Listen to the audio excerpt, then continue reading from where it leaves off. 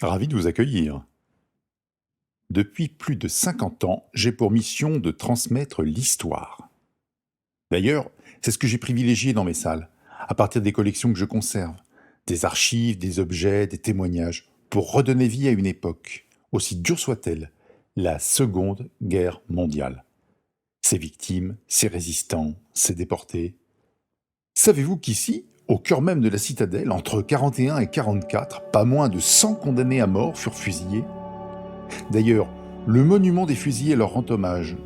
Allez donc l'observer sur l'esplanade de Denise-Laurac. Ah, Denise-Laurac, c'est bien simple, sans elle, je n'existerais pas. C'est une déportée qui a survécu. Après la guerre, elle a milité pour qu'un musée transmette l'histoire de cette époque.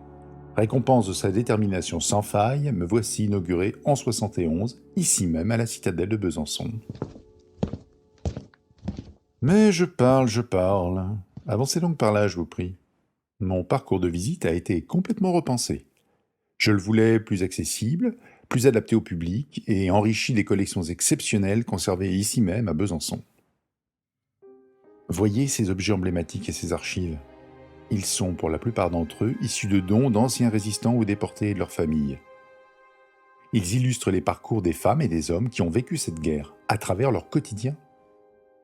Tenez, derrière vous, observez donc ce réveil à l'effigie d'Hitler, ou ce livre à moitié calciné de Stefan Zweig, retiré d'un autodafé, ou encore cette petite imprimerie d'enfants destinée à un premier journal clandestin. Et regardez, une opérette, oui une opérette, de Germaine Tillon, écrite en déportation. Ces objets, ces archives sont tout sauf anecdotiques. Ils incarnent la réalité et sont les traces d'une époque qui s'éloigne. Néanmoins, cette histoire nous interpelle toujours et nous pose toujours question.